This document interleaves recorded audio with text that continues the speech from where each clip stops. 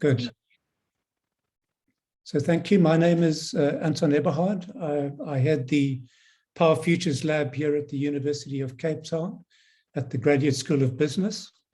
So our Power Futures Lab has three core areas of interest and focus. I mean, firstly, we concerned around how do we accelerate investment into the power sector to deal with Africa's power shortages. Secondly, we focus on governance and regulatory reforms that would improve utility performance. And finally, we look at the energy transition and what the implication will be of the extraordinary innovations that we're seeing in the sector at the moment on the next wave of power sector reforms, on system operation, and particularly on distributed generation. So I think we all in this webinar agree that South Africa is short of power. Really, how do we deal with this? So I guess there are two broad approaches. The first would be to expand the competitive procurement program by the IPP Office.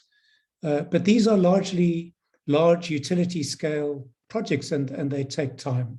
So in parallel, distributed energy resources need to be facilitated and regulatory reforms need to be put in place so that consumers can contract and invest in their own power solutions. And this is really our focus today. The proposed amendments to the Schedule 2 of the Electricity Regulation Act that were gazetted by the Energy Minister Mantashe last week. So these will remove the bottleneck or the onerous and lengthy licensing processes at NERSA. But what about projects that are built to trade electricity? Will they also have these exemptions? What about municipalities? So projects that they procure, will they also enjoy these license exemptions? So our distinguished panel today is going to be examining these issues and a number of others. And we'll also be available for a Q&A session at the end of this webinar. So let me sequentially introduce and pose questions to our panelists. Firstly, to Dr. Javier Steyn. So Javier is the founding director of Meridian Economics. He specializes in, and his group specializes in infrastructure policy, regulation, and restructuring issues, particularly in the electricity sector. Javier serves, as you know, on the President's Economic Advisory Council, and he was previously a member of the President's ESCOM Sustainability Task Team. So Javier, I want to ask three questions to you. So the first is, what difference do these amendments make? I mean, what is possible now that was not possible before, right? Secondly, what will be the impact of these regulatory reforms on competition and private sector investment in the sector? And thirdly, do the amendments go far enough? Or put another way, in which respects are they deficient? So Javier, over to you. Thank you, Anton, and good afternoon to everybody. This is certainly the biggest webinar I've ever spoken on, well over 400 attendees. I think that's an indication of how important this issue is for our economy. Yes, Anton, so let me jump straight in. I should perhaps first say that just a bit of a disclaimer. I'm not a legal expert, and I'm not going to express legal opinions. I speak as an energy sector and regulatory expert, and I'm expressing my own views. So it's probably useful to start with what was in place before these changes were gazetted, so that we can understand what has changed. Of course, as most of us know, before these changes, if you wanted to be exempt from having to apply for a license for your generation project, your project had to be no greater than 1 megawatt, and it had to sell to a single or related customer, irrespective of whether it was grid connected or not. If you wanted to build a cogen plant, you have to essentially be the consumer of your own power on site. These projects also required, the ones that did qualify for the exemption, the licensing exemption, had still needed to register with NERSA. And this also applied to storage projects. So the rest of the market, which is really the bulk of the market, needed to apply for a NERSA license. But the problem was, in addition to having to go through that relatively onerous process, NERSA was of the view that the minister had to issue a determination exempting every single project applying for a license from the requirements to comply with the RP 2019. So in effect, it meant that the regulatory process started with the minister. Those approvals barely came, so essentially the market was closed. The market above 1 megawatt was closed. There were a handful of projects that happened over the last 5 years until the changes started happening. Then in October last year, the minister made a modest concession and he allowed self-generation projects above 1 megawatt, essentially projects selling to a single or related customer, to be exempt from the requirement to comply with the RP 2019, which in effect meant that their license application could now be heard by NERSA. They still needed to be licensed. Traders, as we know, required a license and still do. And of course, it was also possible to build a private distribution grid to connect your project to the national grid or to your off-taker. So what has changed? Well, firstly, it seems to me that the first significant change is that a generation facility of any size that is not connected to the grid is now both license and registration exempt. So that's potentially a modest but significant change. But the real reason why we are here today, of course, is that the threshold for having to apply for a generation license has been lifted to 100 megawatts for grid connected projects. These projects, of course, still need to register, and they the text says that this is for sales to an end use customer in the singular. So I'll come back to that point. And this exemption also applies to storage projects or storage included with generation projects, although storage is not defined in the Act. What's also interesting, and perhaps not that significant, but interesting, is that the definition of a reseller has changed. The idea of resellers is essentially to regulate primarily large business site or residential developments where there's a private sector entity buying power in bulk from the distributor and selling on to end users. Now that definition has changed. It does not say you have to buying power from a distributor. It now specifies that you're buying power from a trading entity to sell to an end user. And the resellers themselves do not have to be licensed, but of course the traders from which they buy, which includes the distributors, have to be licensed. So let's think about the areas that are still problematic. And as we all know by now, the main issue refers to the texts in sections 311 and 312, which says that this exemption applies to a generation facility operated to supply electricity to an end-use customer. So the first problem there is, of course, the use of the singular. In other words, it essentially talks about one customer. So the question is, does this imply that each project can only have one customer? Now, I've been advised that this is essentially a legal question, of course, but I understand there is a general legal rule of interpretation that the singular implies the plural. But more importantly, I would think that the text does not explicitly prohibit the sale to more than one customer. So that actually does leave the question a little bit open. And my personal view would be that it is actually a reasonable expectation that this wording does allow a project to sell to more than one customer.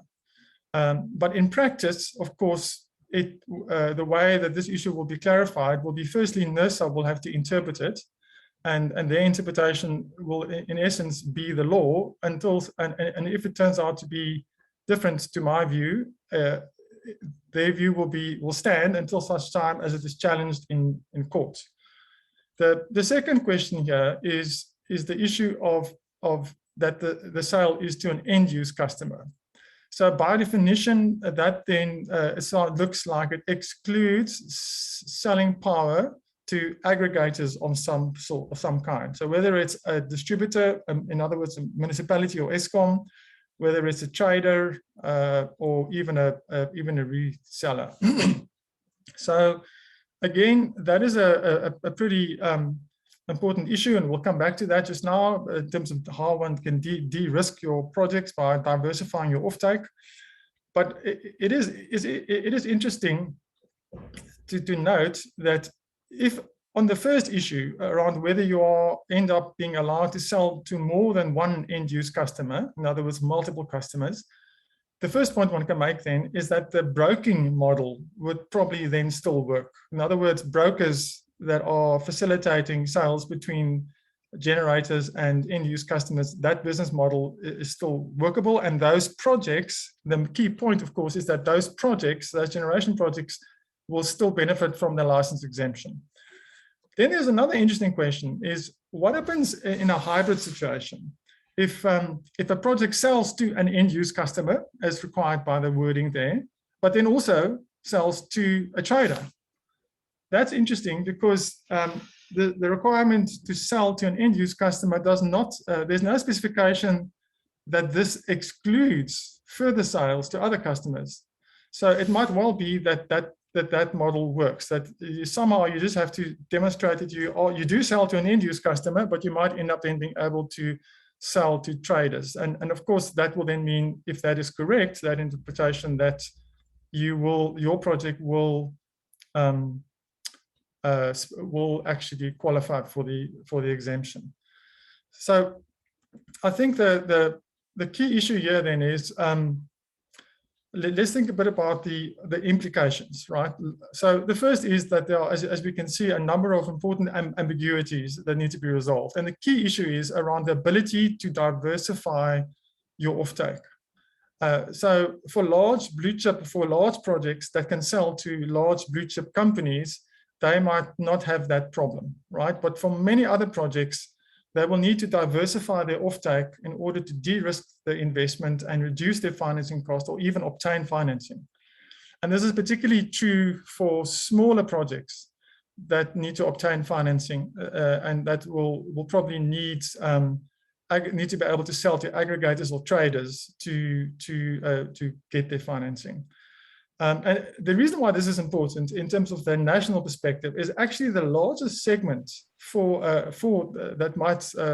demand segment for these projects is not necessarily the largest offtake customers, the large mines and large industrial customers. The biggest potential actually lies in the middle of the market, where there are many commercial, agricultural, and industrial players. And if you aggregate all of those together, there's an enormous market. So overall, I think we can say that these reforms are not so friendly to smaller developers of projects. These projects should really be important to us because they are more labor intensive. They create many more opportunities for emerging players, so BE players and other players that want to enter the market. And essentially, this means that there's an important loss opportunity here.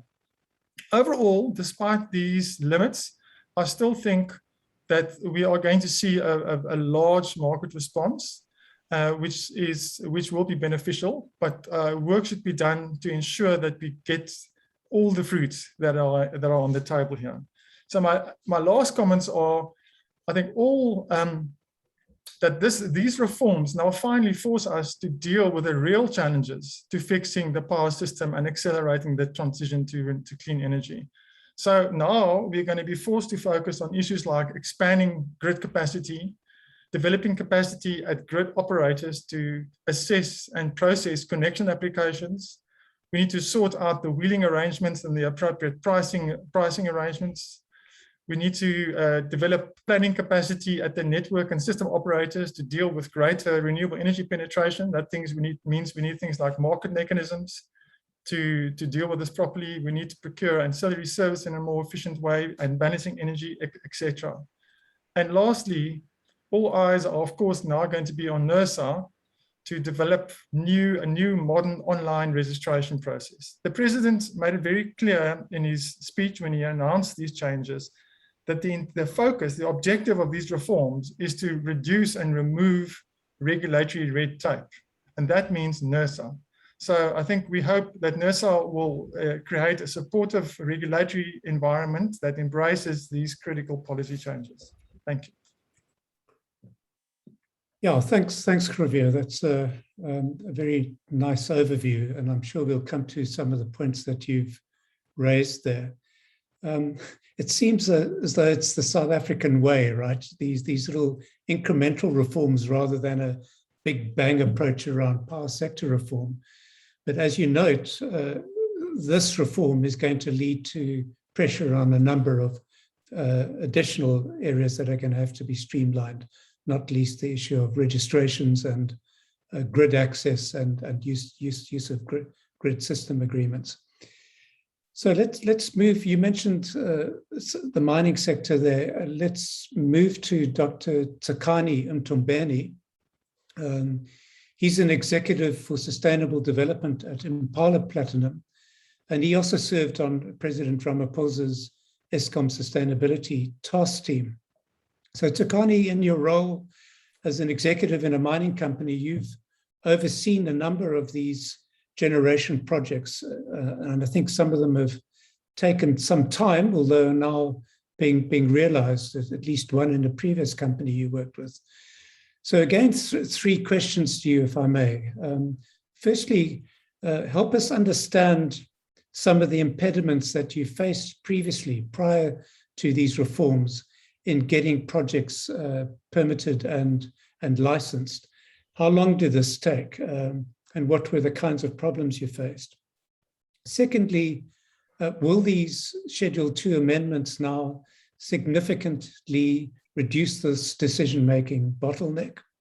And as a result, thirdly, do you expect a very significant acceleration of investments by mining companies in distributed generation, not just for their own use, but also selling surpluses back to the grid? So over to you. Prof, thanks for having me on the panel today to reflect on some of this journey that we've walked. Indeed, I have scoped projects all across from Australia, Ghana, South Africa. And so I've seen some extremes when it comes to, particularly from the mining sector. But on that note, let me just emphasize what the issue is with mining companies, in particular when it comes to these electricity issues. What we really want is reliable and affordable electricity.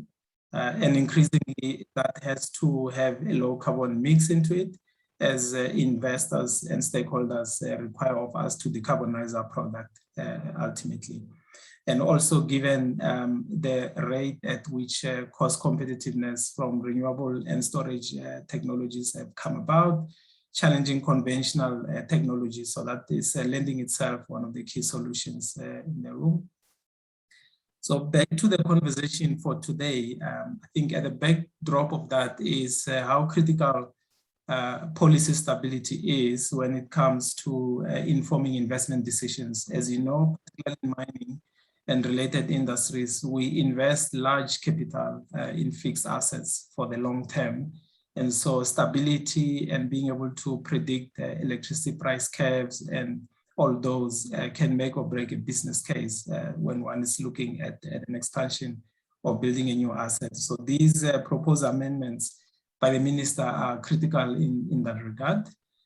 So reflecting very briefly, Prof, on the journey one has walked, particularly in South Africa, with the exemption that we are now facing. The short of in terms of implications is this should save large power users who want to venture in this direction a significant development time to reach investment decisions. And that development time includes costs as well. And what has happened here in the past, i.e. before these changes are proposed. We spent quite a lot of time with NERSA on one project, initially looking at whether the ministerial approval for a project such as this, then termed embedded or own use, whether that was necessary as a deviation from the IRP. Different opinions there with the lawyers on different sets of different side of the fence and interpretation. And the second part later on moved into whether the requirements for generation license for embedded or for own use application is the same as for when you are doing this to sell over to a third party. So again, a lot of uncertainty there and time spent in unpacking that. And thirdly, whether the power generated from such a license facility could be willed to another nominated party. And of course, these are all critical points in ensuring that the project reaches financial close and that it's well de-risked and that it can be funded successfully. So the other additional part which was convoluted in the generation license application process is the public consultations. These are over and above what you will have done for the EIA processes, for the environmental impact authorizations processes. So all of those, they will probably be adding 3 months. Before you know it, there will be delays, perhaps 5 months. So we had a very, very long process to go through. If the project we were developing in South Africa was to be developed today, we probably would have gotten it off the ground within 9 months. We went around for about 3 years, going on 4 years, trying to unpack these. And every time there was a piecemeal amendment to Section 2, which didn't quite serve the purpose of stability for investment decision making. And I think what is important with these changes here that we're looking at is it appears that the embedded and own use are no longer frameworks that are brought into this. So it appears that there's also technology, energy storage technology that is coming into the fore, and also opening up the space for large power users to acquire power remotely from remote or rather faraway based facilities and wheel that power through the network. And I think that is a significant point beyond the 100 megawatt cap we're talking to now, because in looking purely at that amendment, one has to understand where the ESI needs to be going. And I think that is a step in the right direction for a new supply and demand era as far as the ESI in South Africa concerned. Experience from other countries, essentially, we didn't talk about 100 megawatts or 40 megawatts or whatever the threshold will have been. It was a matter of having a business case for a project where you have a fuel supply on your own, and as long as you comply to the technical requirements, and if you needed to invest in substations, you will do that. But you will factor that in your business case, and you will go on and build whatever size that you're looking to build. Obviously, in the technical requirements, you will have had to do a grid, interface study to make sure that there's enough to support your project. And I think that is the future of where we are going in South Africa as well. 100 megawatts should no longer be a discussion, should rather be about whether there's a generator, there's a customer, and the new transmission line company, which I must stress could not come quick enough in terms of unbundling the monopoly structure that we have currently. That will be a key complement to this conversation and actually ensuring energy security for the country broadly. And one of the unique features with South Africa, obviously, given that we are in a transition in terms of our electricity supply industry, is that we need to go through this transition very carefully, i.e. without damaging the current system that we have. And this has to be done, I think, in a measured way. And if one reads the latest these proposals, they seem to move very positively in that regard. The concerns obviously remain, one of them being around grid evacuation capacity. This move will no doubt have created a rush into developers who are wanting to develop projects and plug into some part of the grid. So the question is, have we invested enough on the grid to be able to take that much additional generators on to transmit over to where the customers are? And already there are indications that they may not be in certain parts of the transmission corridors. We may have already reached congestion levels. Yeah.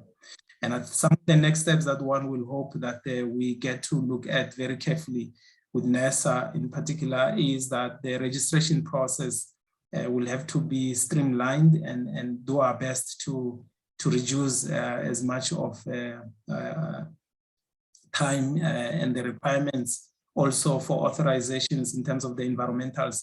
Let's make sure that there's some synchronization to avoid double handling and tasks that need to be done twice. While all of these are creating delays, the investment decision will be overtaken by other decisions. And so money might move into other aspects of the business if we don't deal with some of these niggling process issues here. Wheeling, I think it's a concept and a framework that we need to clarify very carefully and make sure that it is very clear before one embarks on a project here. You have an understanding of an end-to-end requirement so that you can get the project to investment decision. So, Prof, I've reflected briefly on what I've seen in other countries and the delays that we've gone through.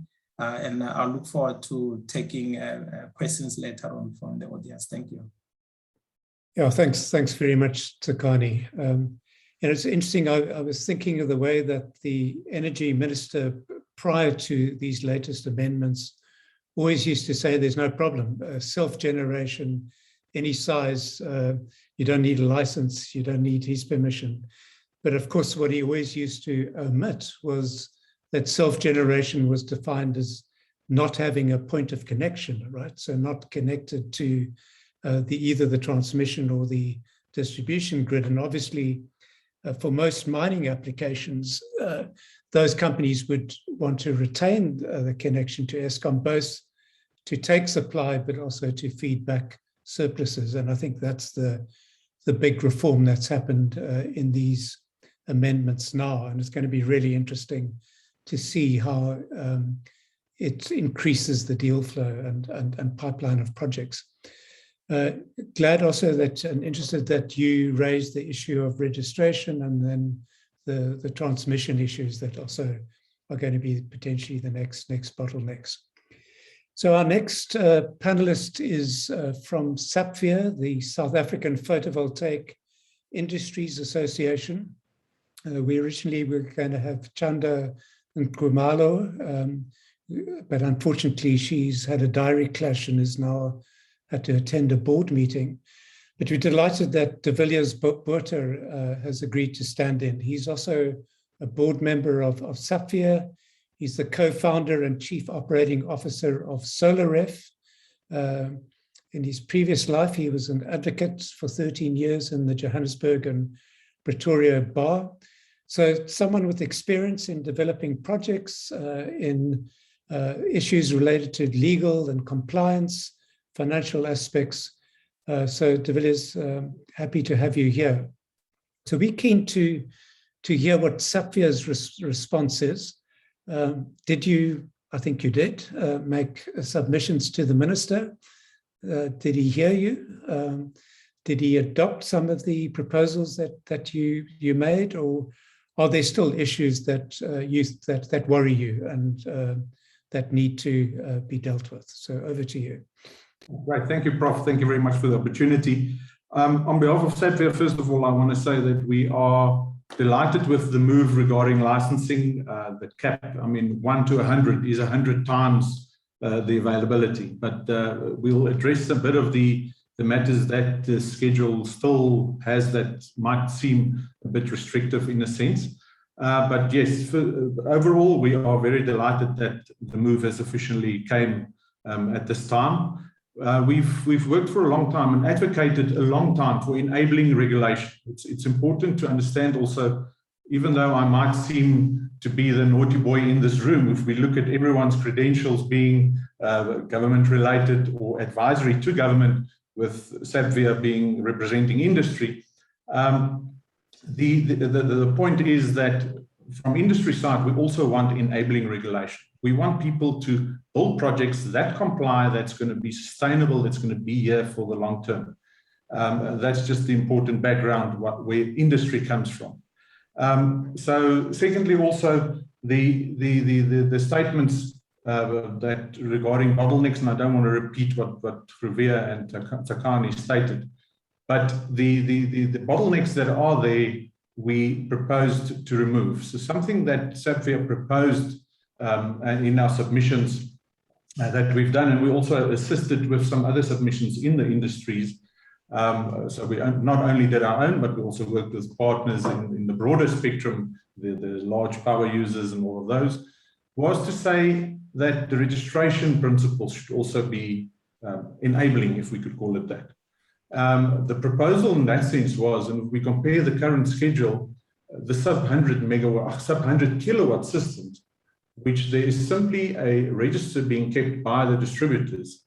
And that is something that we also proposed for the sub 100 megawatt or the sub 50 megawatt, wherever the threshold would have been. We know that all systems has to go and register with their distributors to be legally connected to the grid. Thinking of those that have a point of connection, which is those under Section 3 that has to connect. So if that registration register was kept by the distributors where they already have that information, we could have eased the administrative burden of NERSA. We didn't have to go to them, and we didn't need to care about them then registering. They could have been fed up a report from those distributors where the information that NERSA requires to do the larger, call it, planning of the energy mix for our country and the nation as a whole could have come from. That's something that we saw that could have been made better. But yeah, this is not the end of the road. We all work together still, and we will still work together with NERSA and the other stakeholders to ease that. Regarding wheeling, what we are delighted about is to say that paragraph 312 speaks specifically to wheeling. It goes directly to those aspects where projects are going to be exporting power for the purpose of wheeling it to another off-taker, and as Revere already mentioned, it will be to unrelated parties as well. Similarly to them, we've also studied the schedule. We also regard it as being opening the market to say it might not be or need not be a single off-taker like we used to have in the old schedules. Again, that's also delightfully enabling. One aspect also was specifically 313, which on the first reading of it seemed quite confusing, as if we put it that. It referred, first of all, to a generation facility that does not export or import. And thinking of that, we thought initially, well, will that be an embedded generator, as we all know it? But then we realized perhaps that refers to where you have generation sets, diesel gen sets, by example, because remember the energy doesn't need to be solar or wind or whatever, there's a whole range. It could be the occasion where there's a genset, a diesel genset running in synchronous mode to the grid, feeding in energy arbitrage or doing some grid support. So that's where we see that one, where we then regard 311 as including the usual embedded generators, including storage capacity. So we feel then that it is provided for. So under 3.1, we are delighted with that. But it is just on the registration part that there is a bit of frustration. And I'll give you the practical example. The average time that we've done in the projects that I've spoken to ourselves and our colleagues to was that a registration with NERSA takes 4 months. Now, usually in the process, those of you that don't know the process or hasn't been through it, you will start with your distributor making your application there. Once the distributor consents, then you go to NERSA. So the technical analysis stops, and you have to go to NERSA for your registration, which takes that 4-month gap, and then come back to your distributor to then continue and build your system. That 4 months could have been removed through what I proposed earlier, or it could be shortened significantly, perhaps through an online system ticking all the boxes that you get that consent out easier.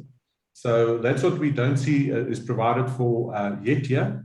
I know there's many questions about whether a municipality could be an end user, who would be resellers, would a trader now be freed up? And those are still intricate questions that I don't think we're going to answer in an hour where we have a lot of panelists, but we're also happy to engage and still continue to interpret that. So on that, I think there's, in thinking that this is a 3-page, essentially document that manages or directs this whole process, it is actually dynamic that, or it's quite enabling that such a document could have such significant results. You would have thought normally when the legislators and lawyers get involved, it would have been much longer and much more intricate. So being so short and succinct, there is going to be some aspects that we need to interpret. And I think in industry and through NERSA's engagements, we are still going to clarify that. But in general, we welcome that. As I say, it's gone almost to where we wanted, but not there. But we'll keep making sure that we work with the stakeholders to get it there. Yeah, so thanks, de Villiers. As you say, some poor drafting, unfortunately, which leads to these legal uncertainties, but a big step forward. I sometimes think that it would have been so much more elegant and simpler if they simply said all projects under 100 megawatts would be exempt from a license, right? As an approach to create complete certainty, as opposed to all these definitions of which projects do. But we do know that there was quite a resistance within the ministry around opening up the space for trading too widely. And I think that's where the big debate happened between the department and, in particular, Operation Vulindlela in the presidency. Yeah. Right. Yeah. I can mention one thing on trading, perhaps. And I mean, it's a simple fact, it's a commercial fact that everyone that procure power would like to procure at the best possible price. And that's essentially what reselling enables. So if you interpret the schedule in that light, you would actually say that there's no, call it, shopping center or municipality that's going to buy power from an IPP at more than what they could procure it from their utility. So generally, most of those would fall under the definition of reselling. Okay. There could be some space. Well, so our next panelist is Dr. Silas Mulatsi. Silas works for SALGA, the South African Local Government Association. He's a specialist responsible for sustainable energy. Previously, he worked for the Department of Energy as Deputy Director, responsible for grid-connected renewable energy, and in the city of Tshwane as a Deputy Director responsible for energy and environment. So Silas, thanks for joining us. Municipalities are clearly a crucial part of the electricity distribution industry, and many, as we know, are now considering to be more involved in power generation. But when I looked at the gazetted Schedule 2, I mean, while there are quite a lot of references to distribution networks and to end-use customers, it wasn't clear at all whether the licensing exemptions for those projects up to 100 megawatts would also include those that wish to sell directly to municipalities.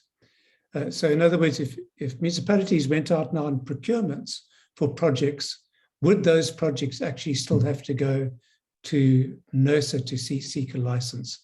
So interested to hear your views, and also whether you made yourself some submissions to the minister around these amendments, and what your overall view is.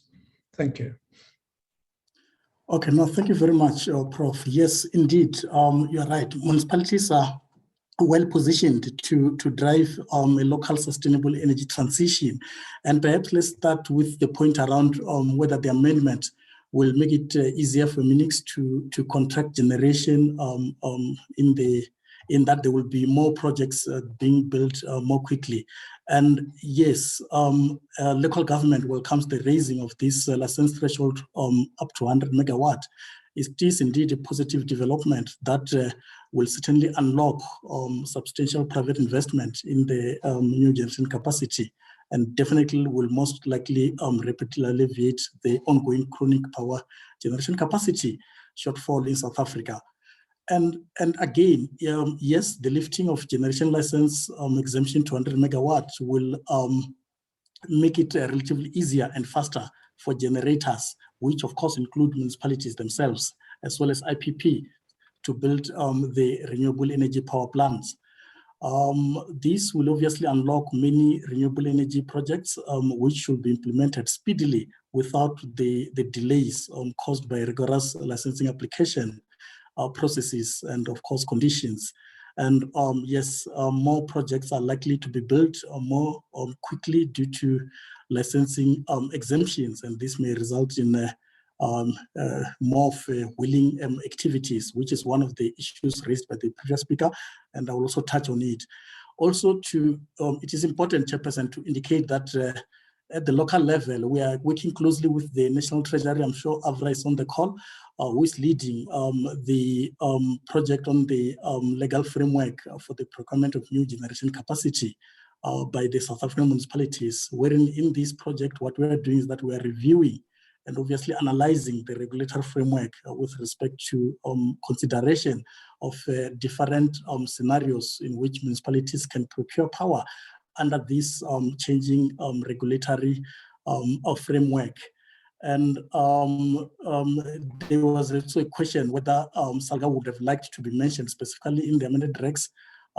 Not necessarily, because the municipalities procure power in mainly 3 different ways, which is through independent power producers in the form of power purchase agreement, the PPP, as well as the municipal-owned power plant. Therefore, licensing exemption to 100 megawatt allows Munix to be able to maneuver into the energy space in one of the 3 ways that I've mentioned.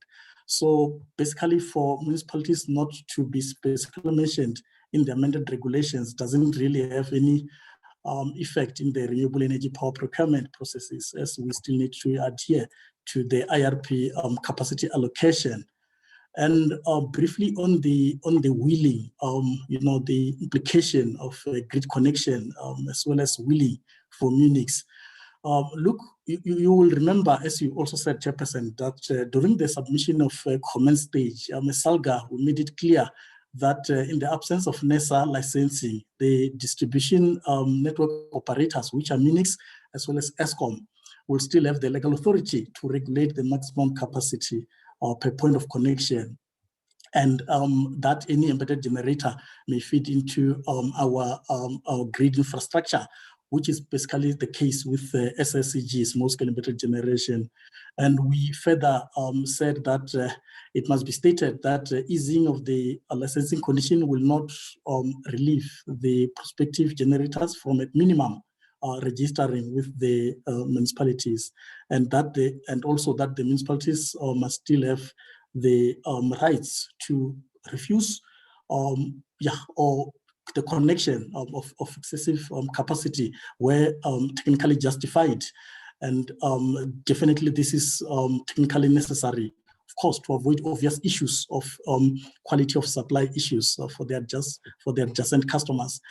Chairperson, in terms of this wheeling, it is actually one of the SALGA's 2018 Energy Summit, where the resolutions was taken that municipalities cannot keep relying on the sale of kilowatt hour. Surely transporting power or wheeling is basically one of the revenue stream which Munix must explore. And we recognize that the potential for the scale of embedded generation to increase dramatically where wheeling within the municipal network is supported.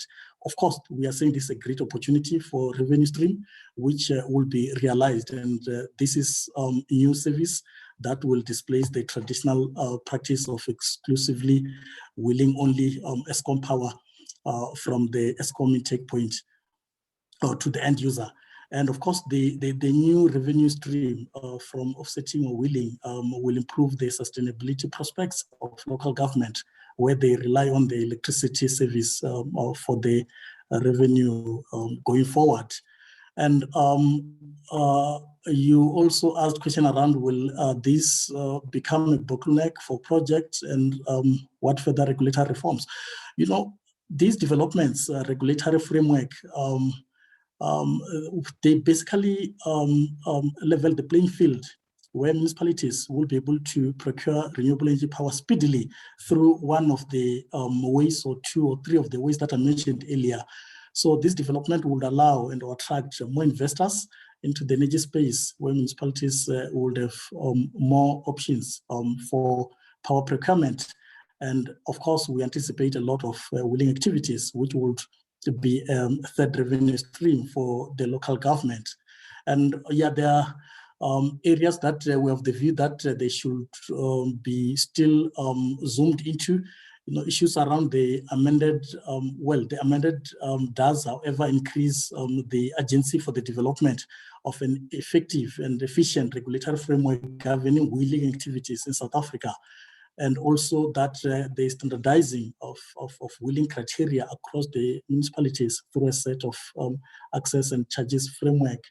And Chairperson, in conclusion, I would like to say, ever since last Thursday, when the amended Schedule 2 was gazetted, we as local government have received many questions from various municipalities seeking clarity. And what we are going to do is that, in line with some of the questions that are being asked in the chat box, we are going to host a workshop next week with the DMRE as well as NERSA, and invite Munix to come and participate in terms of asking questions for clarity. There is a whole list of issues that we are going to get DMRE and NERSA to clarify in this amended Schedule 2. Thank you, Chairperson. Yeah, thanks very much, Silas, and certainly that meeting that you talk about looks as though it would be enormously helpful. I mean, it always seems to me that Munix face so many hoops that they have to jump through to really get going around their own power generation. But I'm sure we'll see some progress over the next years. Glad also that you focused in on the wheeling issue. Just looking at the Q&A here, I see a lot of questions around when wheeling regulations will be finalized and fairness of wheeling tariffs, etc. So we'll come back to those. So our next panelist is Matthew Parks. Welcome, Matthew. He's the parliamentary coordinator for COSATU, Congress of South African Trade Unions.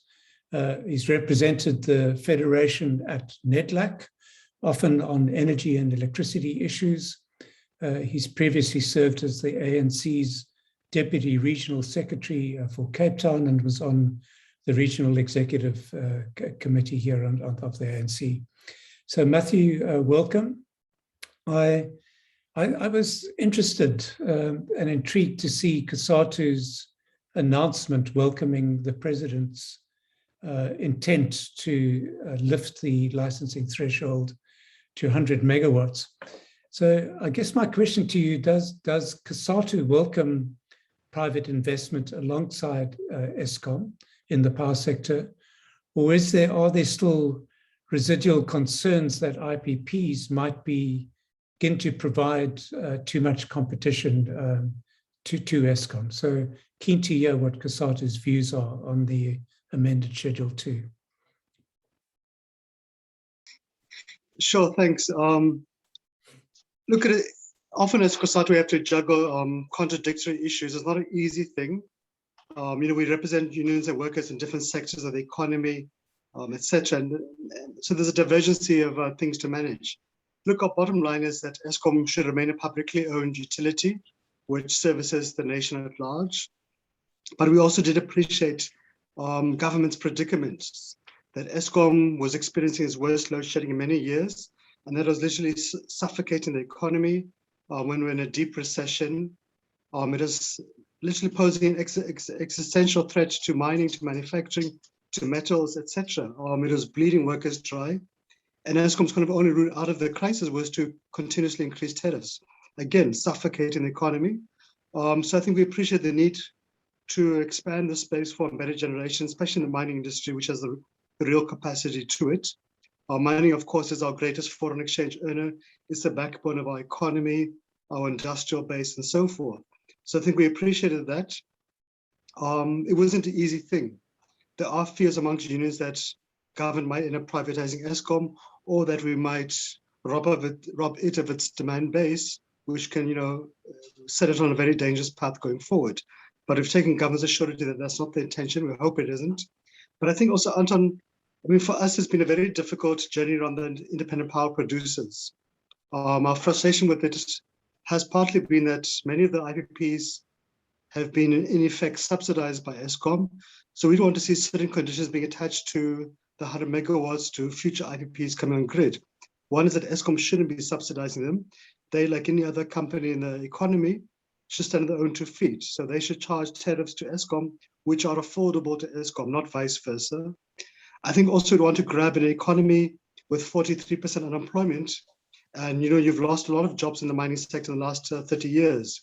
We've gone from 1 million jobs in the mining industry to about 450,000 today and declining further.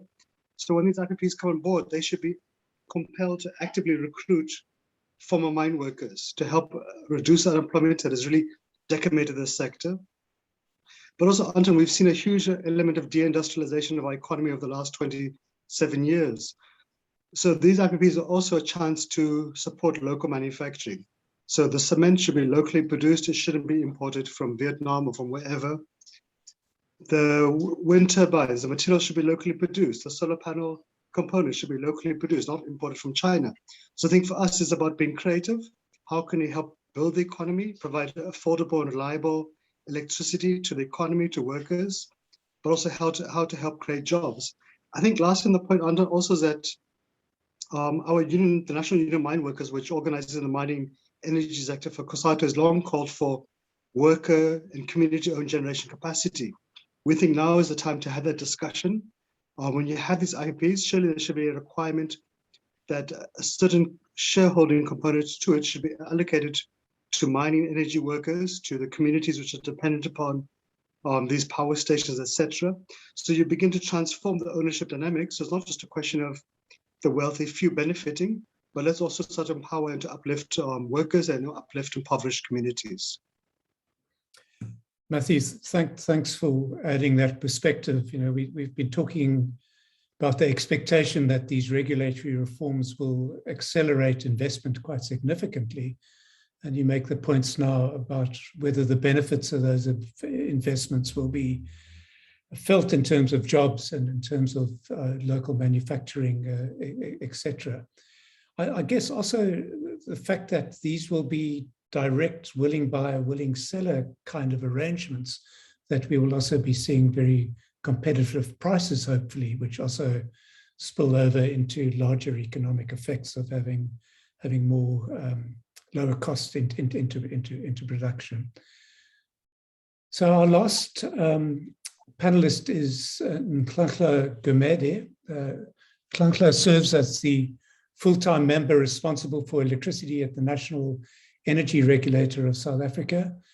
Previously, he held various executive positions in the energy sector, including chairperson of Petro SA, which I'd actually forgotten about. He has served as a technical advisor to the Minister of Energy and was previously a deputy director for hydrocarbons and energy planning in the Department of Minerals and Energy. So, Nhlanhla, welcome. Thanks for joining us.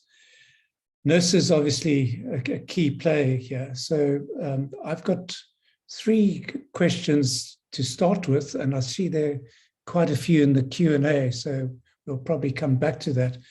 But my first question is, just if you could clarify what NERSA's role has been in these amendments, right? So there are issues around in the Act about in consultation with the regulator or after consultation, and the law, I think, and the judges have interpreted these differently, that the one involves concurrence and the other just merely consultation. So what was NERSA's role in these amendments? And if you could also just explain when does consultation come into the picture and when not, particularly also with the public, right? Good afternoon, Prof. Good afternoon, panelist members, and thank you for an opportunity to represent NERSA in this discussion. Firstly, just to clarify that maybe it links very much to the question you just asked. We were, in terms of the section that the minister used to amend this schedule, is that NERSA was just another stakeholder. We were consulted, it says after consultation, after consulting NERSA as well as other stakeholders. So we were just another stakeholder. Yes, perhaps maybe a stakeholder was pretty close to the ministry, and that we also got an opportunity perhaps to have bilaterals with the ministry or with the staff in the ministry. But to indicate that, unfortunately, because of that, NERSA itself has not, as the body, had an opportunity to actually engage with this document. Since it was published on Friday last week, NERSA still then needs to, through the staff, of course, who will analyze this document and indicate the need in terms of changes to the procedures, guidelines, rules that may be affected by this by the schedule.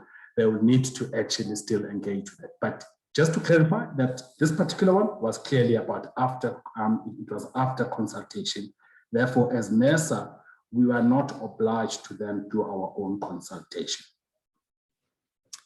So let me just read from the preamble of the Gazette, right? So on the front page, it says, I, Gwedi Sampson Mantashe, Minister of Minerals and Energy, Mineral Resources and Energy, hereby, and then he talks about the license exemptions. And the second bit, he says, under section 9(1) of the Act, and in consultation, right? Not after, in consultation with the regulator, intend to determine, and then he says which categories of projects need to register.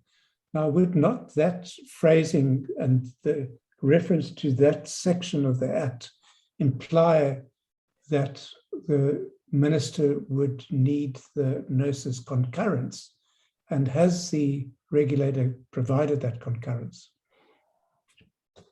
Thanks, Prof. Can I just clarify? I think there may have well been a confusion that in the original, I think, request from the ministry, it kind of referenced section 9(1) of the Act, but it became pretty clear when we engaged with the ministry that in fact the minister was actually amending, in which case section 36(4) was more applicable.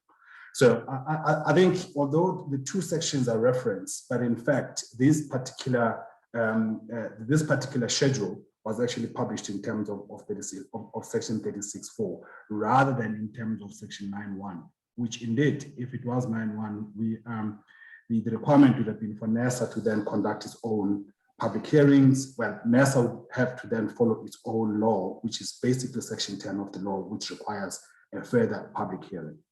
Okay.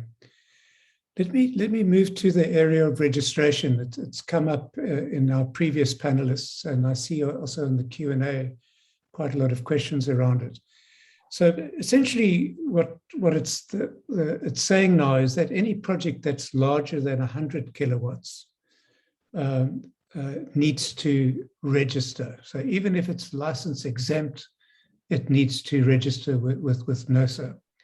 So how will NERSA be viewing this registration process? Do you see it as essentially an routine administrative process whereby you essentially collecting important information around what projects are being built where? So this gives information broadly to the system planners and operators. Or do you see this as part of your regulatory decision-making functions? I mean, I see, for example, I think the current registration process requires sight of the power purchase agreements. So help us understand the thinking here, because presumably if there's a willing buyer, willing seller arrangement, someone's willing to buy electricity at a price, someone's willing to sell it at that price. where does the regulatory element come in here, or the decision-making element for the NERSA? So this issue, is it routine administrative process? Maybe it can even be automated on the website versus NERSA actually having to make decisions about it. And in principle, even being able to refuse registration. Okay. Your question is a pretty loaded question, Prof, but I would actually answer it this way, is that you see, the law generally prescribes the what needs to be done, not so much the how. And regulators, unfortunately, sometimes fall into the trap of then considering the what needs to be done as one size fits all, which might not be the case. And in fact, you could also find that even though some of the aspects of regulation, of whether it's licensing or registration or tariff setting for that matter, although it may say that the regulator needs to do this, which is in our case, the regulator is only a body of 9 members in terms of the law. However, there's nothing stopping the regulator from delegating that to especially parts which are actually administrative. So what we as NERSA at the moment are working on, for instance, is how do we effectively increase the efficiency of regulation by identifying those processes which indeed need to be delegated to either directly to the member primarily responsible or to staff, and also as rightly point out which things need to be automated. So that's one part.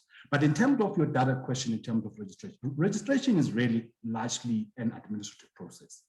But unfortunately, it is still governed, if you like, by Section 10 of the Act, and also subject to purge. However, the view is that by the time this application for registration is brought before the energy regulator, all necessary consultation would have been undertaken. And therefore, there will not be a need for the regulator, or there may be that information may need to be provided to the regulator. However, of course, the regulator will still retain the right to check and verify this. But therefore, to answer you directly, is that will it go to the energy regulator and wait for the energy regulator meetings? The answer to that, no, it shouldn't, and it will not. And clearly, as we improve our regulatory processes, we will clearly have to include this online application, and therefore a number of those things could well be done online in the future. Thank you for that.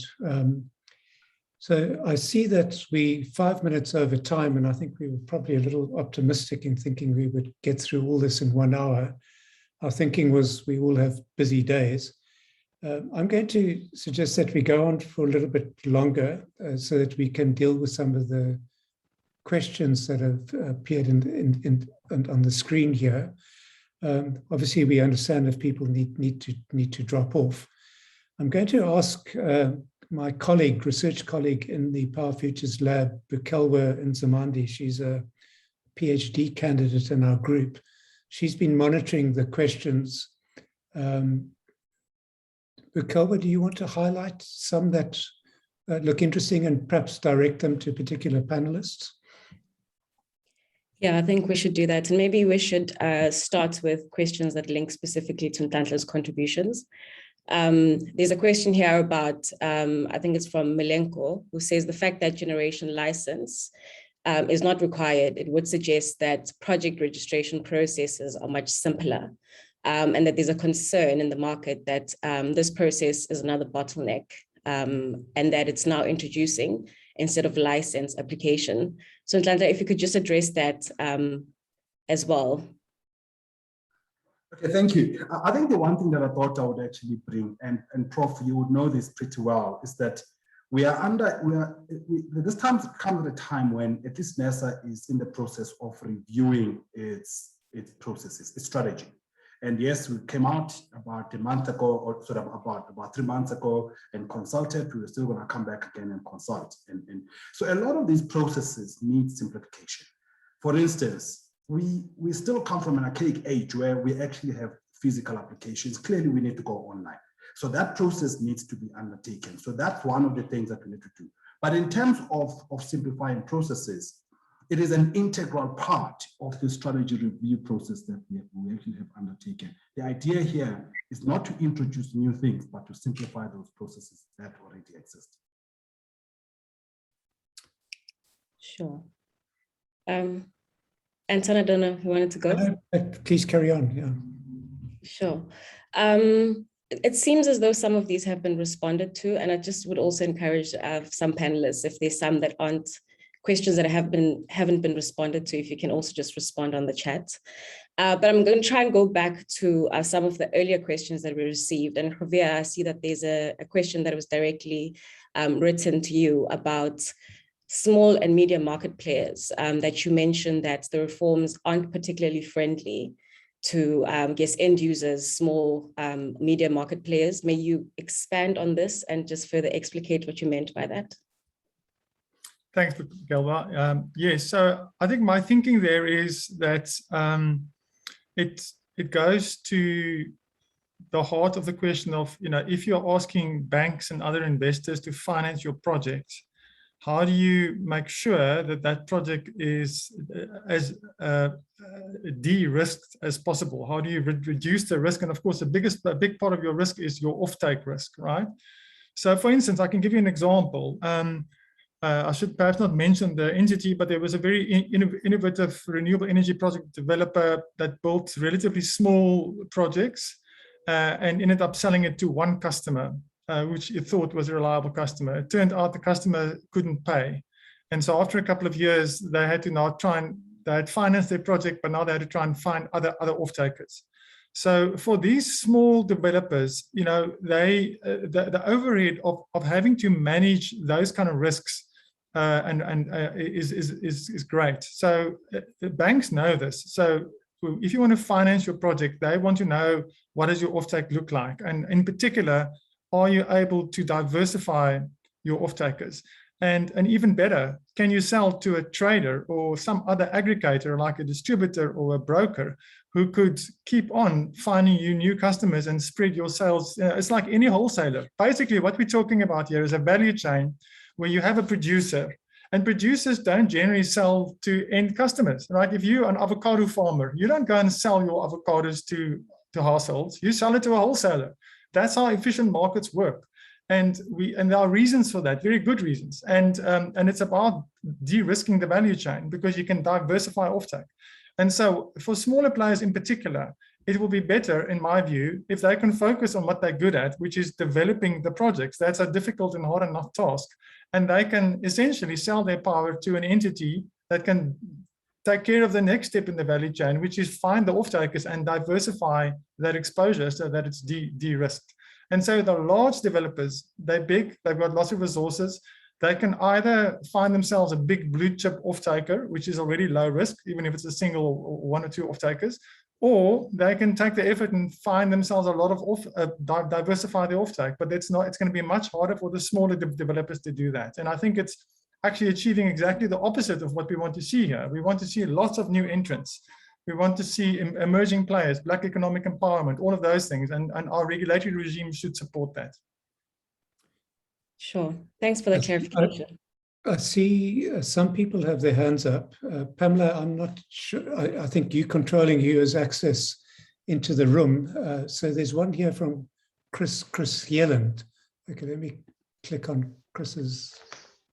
Yeah, there you're in. Chris, are you in? Chris, unmute yourself, please. Hi, good afternoon, ladies and gentlemen, and thank you for this opportunity to ask questions verbally. I have a number of questions, but I'm going to have to limit it.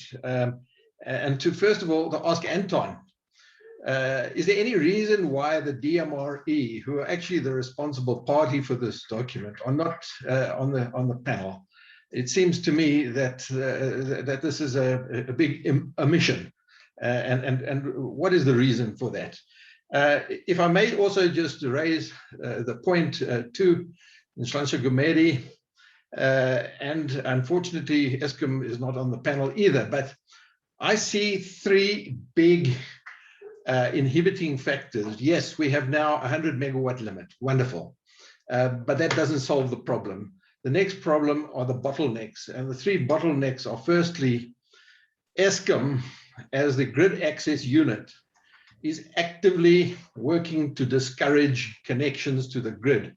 And to give you an example of why I say that, I have it in writing from Eskom that there are 27,000 unregistered, therefore illegal, low voltage solar PV or small scale embedded generations connected to the Eskom grid right now, and only 27 registered legal units. That means 27,000 installations are not registered with NERSA. 27,000 installations have not received permission from Eskom. So this represents a massive failure and bottleneck to this process that is not going to go away. The next bottleneck, of course, is the permission required from municipal distributors. And it's great to have somebody from Selgo on the line, and they talk as though everything is good in the municipal sector, but the reality is it's disastrous. They talk about that municipalities are well positioned. They are not well positioned at all. City Power tells me there are 6,000 unregistered, therefore illegal installations, SSEG installations on the City Power network alone. This would indicate that the 27,000 Eskom illegal connections is about the same as the number of municipal illegal connections. This represents a massive bottleneck to the future of this industry. And the third bottleneck, of course, is NERSA, and it's very heartening to hear Nhlanhla Gumede saying that they're going to reduce this bottleneck by automating the process, by turning it into an administrative process. The reality is right now that is not the case, but we look forward to it being the case. But even when NERSA reduce this regulatory burden, as they have here today promised to do, we still have the problem with Eskom and the municipalities who are literally putting the customers in a position where they have to break the law. They are another e-tolls. They just ignore the law because the law is so restrictive and inhibiting that it's not even worth trying to follow. So I just want to ask the question, are we really serious about enabling this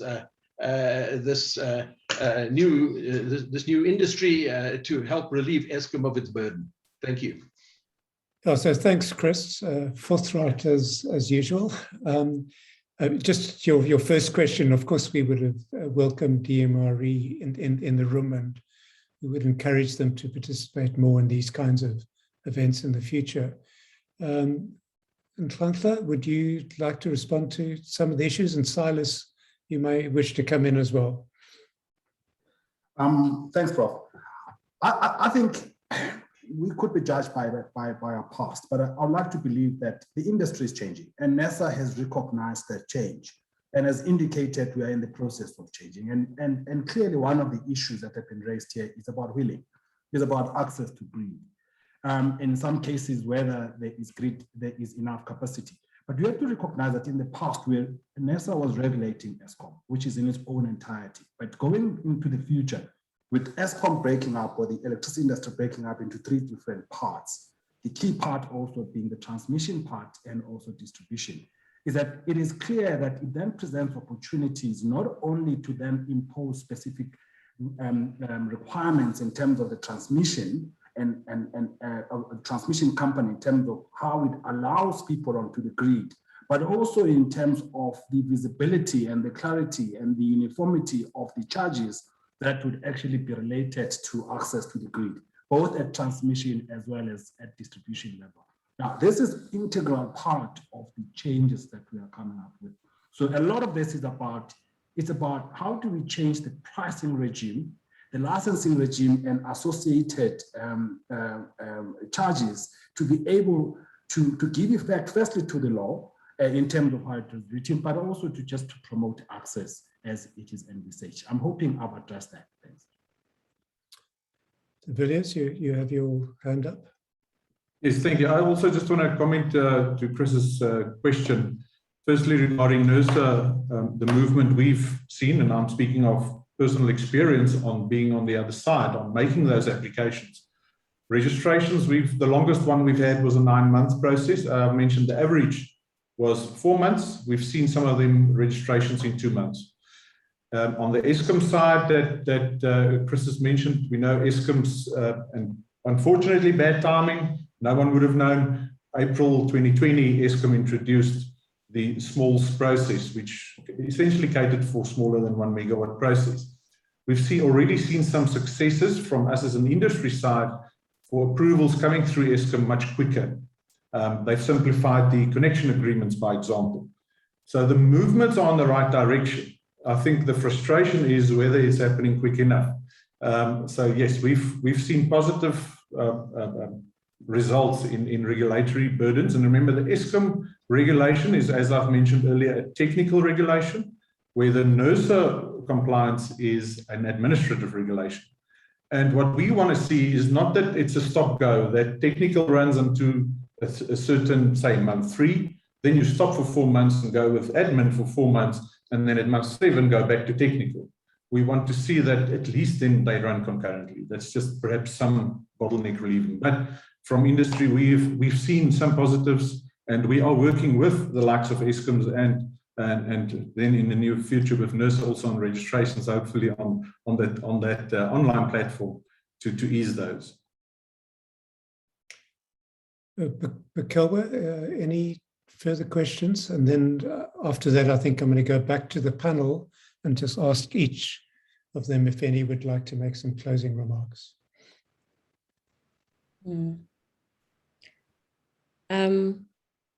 Sorry, Prof. I think maybe we should go to the closing remarks because as I'm going through some of these, I think some of the questions have come through, but maybe just to highlight that there are also questions that are coming through via social media and people are asking if this recording will be made available. And I think that's quite an important one as well. Okay, look, it has been recorded, so I think we can definitely do that, huh? If the panelists are happy. So let me not necessarily go through to each of you in turn, but just ask if any of you would like to make a closing comment. Prof, if I may start, I think for me, the one point that we'd like to put forward is that we as NERSA must be clear, we do appreciate the changes. We just hope that in respect of the investments, that we will get a required diversity in terms of the energy mix. Because the last thing that we would need is that we all have everybody, which rightfully so, everybody investing only in solar, and therefore, and especially if that solar is not accompanied by associated required energy storage, that we need to actually have that, and we are really hoping that that will happen. We also need to indicate that we need to deal with the issue of the funding of this backup power. For instance, we do need to understand that, as I've indicated, our first preference point is that if somebody makes an investment in, say, in one form or the other of the variable energy resource, that they provide themselves with their own backup power, that they don't come back to the grid for the backup, whether it's because the weather is not permitting or not, but that they will provide that backup power. Alternatively, we know that a utility like Eskom or even a market operator in the future may prefer to come up with a capacity charge to be able to cover that need for that backup power. Or alternatively, that what we then, I guess we're saying is that there is definitely a need for a tariff review, where there may well be a need for a balancing tariff approach, so that those people that don't want to actually provide themselves with a backup, that somebody else, there will be a market solution where a balancing tariff will then incentivize people to actually provide that backup. Thanks. I saw Matthew's hand was up. Matthew, would you like to say something? Yeah, no, thanks, Anton. I think thanks for hosting the panel. I mean, I think the 100 megawatt issue is one critical issue of transforming Eskom. We had spent a lot of time last year as COSATU helping draft a social compact to save Eskom. And I think for us, the huge exciting opportunities in the energy sector We can move away from Eskom, which is our greatest economic asset and liability, to one which actually sparks industrial growth, economic revival, etc. I think we have seen some green shoots in our engagement with Eskom, from tackling corruption, beginning to address the issues of wasteful expenditure and so forth. But much more work does need to be done. There's been positive work around the debt issues, but the huge opportunities even outside of Eskom. Can we convert our motor manufacturing sector to an electric vehicle industry? Can we put solar panels on every building in the country and make sure those are locally produced? So you can have many exciting opportunities, from tackling climate change to creating jobs to boosting manufacturing to easing the debt burden on the state and the economy.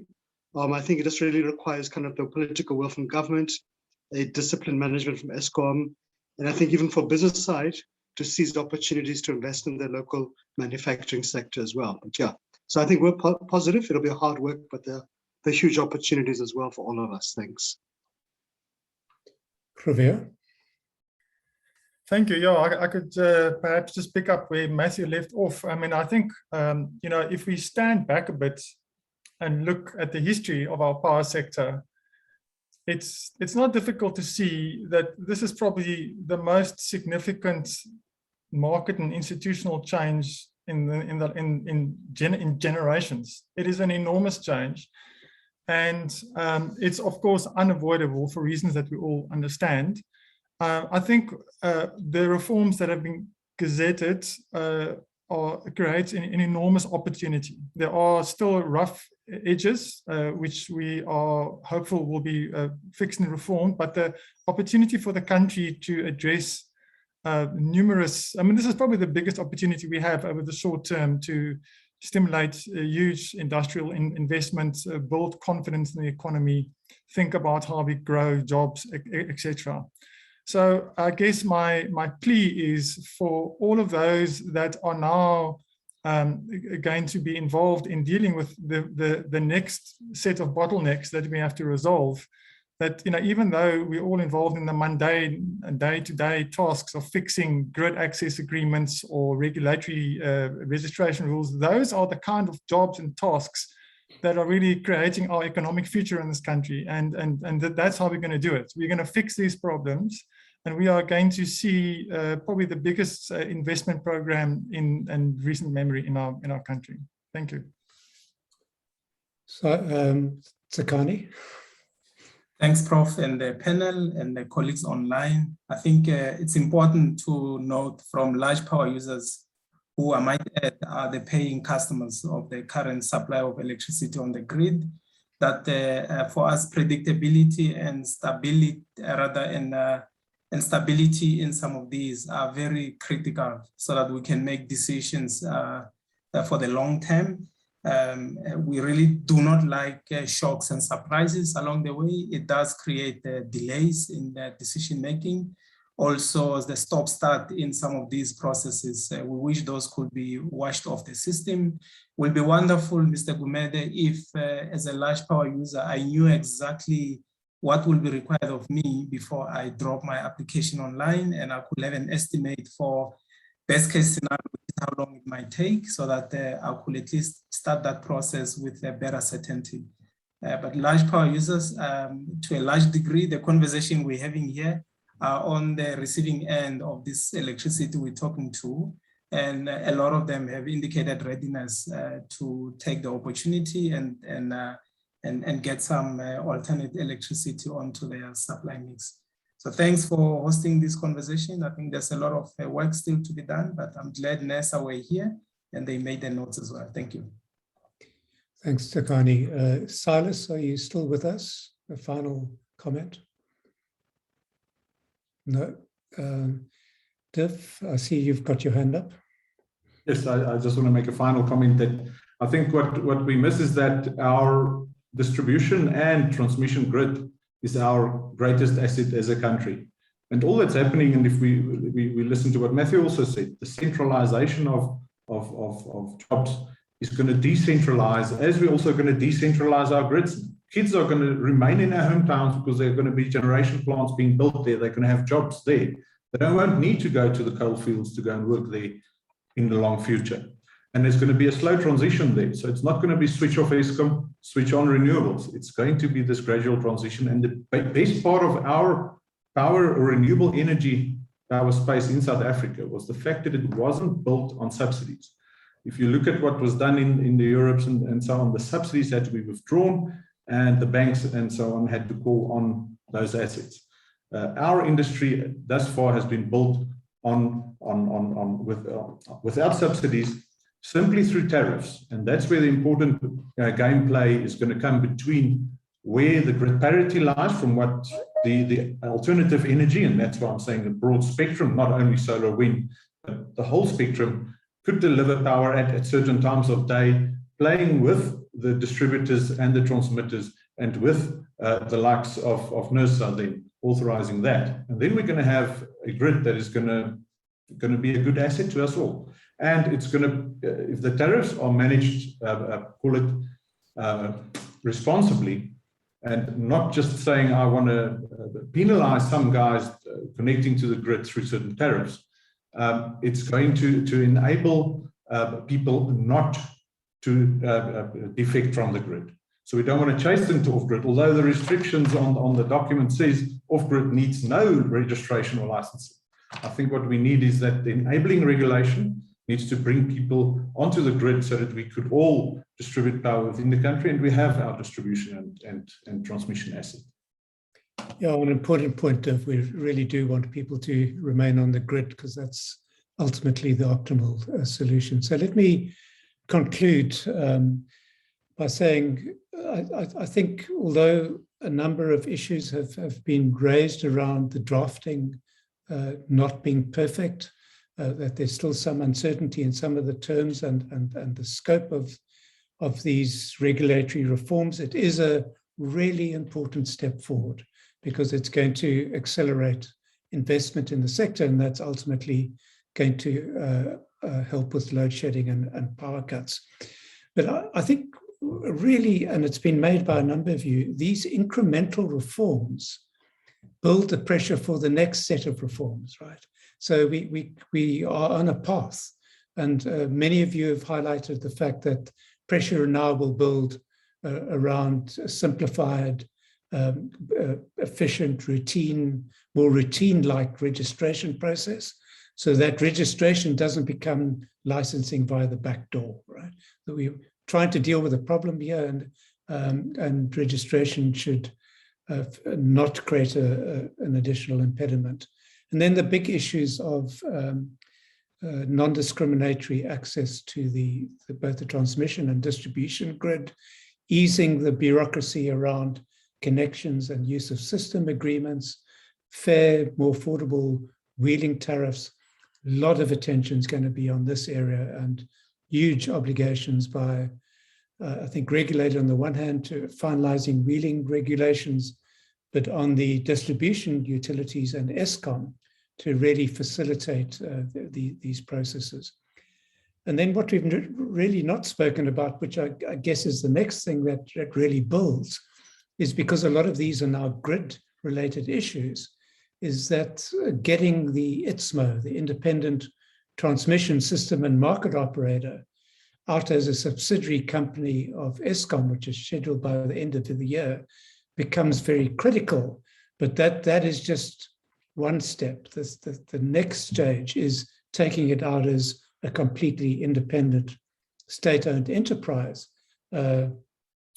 developing this fair and transparent platform to facilitate the industry going forward. And then further reforms around making distributed generation more easy. Perhaps we'll even be seeing peer-to-peer trading between distributed energy generators in the not too distant future. So please all stay in contact. Bukilma, maybe you can put up our contact details there. Or if you just Google Power Futures Lab, you'll quite quickly come to us. If you want to sign into our newsletter, there will be details there. Also be mindful, you'll be able to access our research publications, and be mindful that we also run a number of short executive and professional courses. The one that starts next week is on financial modeling for utility tariffs. I'm afraid we're full, but the course after that in November will be on managing power sector reform and regulation, and details again available on our website. So thank you to the panelists very much. Thank you for everyone's participation. And I think I also owe a thank you to Chris Yelland of EE Business Intelligence, who helped us with the marketing of this event. So the webinar is now closed. Thank you. Thank you.